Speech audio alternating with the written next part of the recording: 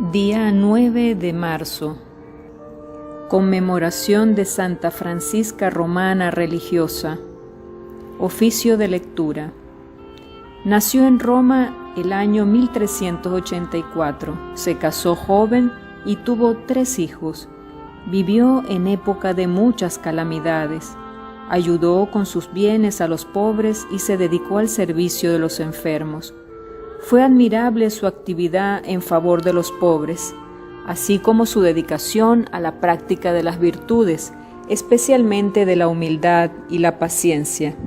El año 1425 instituyó una congregación de oblatas bajo la regla de San Benito.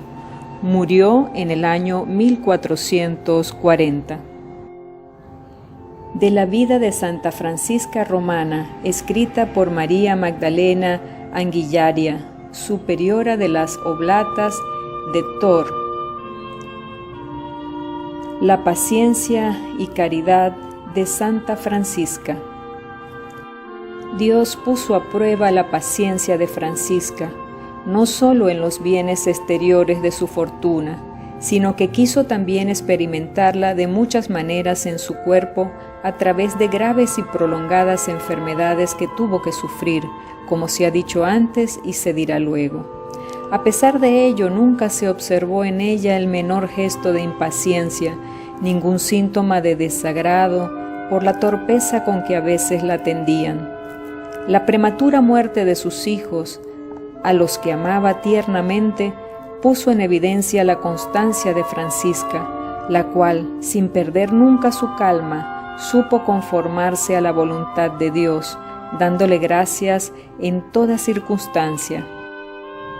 Con igual constancia, aguantó las maledicencias y calumnias y las críticas sobre su modo de vida. Nunca demostró la más mínima hostilidad para con aquellas personas que ella sabía que pensaban y hablaban mal de ella. Al contrario, les devolvía bien por mal, rogando siempre a Dios por ellas. Ya que Dios no la había elegido únicamente para que fuese santa, para Él solo, sino para que hiciera revertir los dones que Él le había dado en provecho espiritual y corporal del prójimo, la había dotado de una amabilidad tan grande que todo aquel que tenía ocasión de tratarla, al momento se sentía cautivado por su amor y estimación, y dispuesto a todos sus deseos. Es que Dios había puesto en sus labios una eficacia tal que con pocas palabras era capaz de consolar a los tristes y afligidos, calmar a los turbulentos, apaciguar a los iracundos, reconciliar a los enemigos, extinguir odios y rencores inveterados, impedir muchas veces una venganza meditada y preparada. En una palabra, parecía capaz de refrenar cualquier pasión y de guiar a los demás a donde ella quería. Por esto de todas partes acudían a Francisca como a un asilo seguro, y todos se marchaban de su lado consolados, a pesar de que ella reprendía sus pecados con toda libertad y sin temor alguno, censuraba lo que era nocivo y desagradable a Dios. Por aquel entonces cundían en Roma diversas enfermedades, las más de ellas epidemias mortales. Nuestra santa, despreciando el peligro de contagio, no dudó en ejercitar su misericordia entrañable para con los desgraciados y necesitados de ayuda ajena. Cuando los encontraba, lo cual no le era muy difícil, primero los inducía a la expiación, uniendo sus padecimientos a los de Cristo. Después los cuidaba con esmero, exhortándolos con amor a que de buena gana aceptaran, como venidas de la mano de Dios, todas sus molestias y que las sufrieran por su amor, ya que Él tanto había sufrido antes por ellos.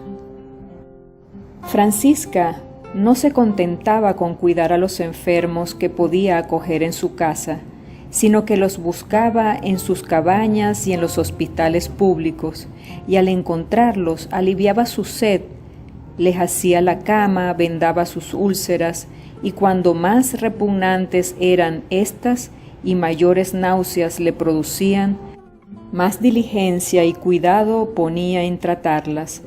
Cuando iba al hospital de Camposanto, acostumbraba llevar consigo comida y platillos de los más delicados para distribuirlo entre los más necesitados. Al volver a casa, se llevaba trozos ajados de camisones y harapos llenos de inmundicia, y los lavaba y cosía con esmero, como si hubiesen de servir para el Señor en persona. Los plegaba cuidadosamente y los guardaba entre materias olorosas. Durante 30 años, es decir, todo el tiempo que vivió en casa de su marido, practicó Francisca este servicio con los enfermos y hospitales, frecuentando los hospitales de Santa María y de Santa Cecilia en el Trastevere, el del Santo Espíritu en Sacsea y el de Camposanto. En aquel tiempo de contagio era difícil no solo encontrar médicos que curaran los cuerpos, sino también sacerdotes que prestaran los debidos auxilios espirituales. Ella los buscaba y los llevaba a los enfermos que estaban dispuestos ya a recibir los sacramentos de la penitencia y la Eucaristía. Y para poder actuar con más libertad de su propio peculio, retribuía al sacerdote que acudía a los hospitales mencionados para visitar a los enfermos que ella le indicaba.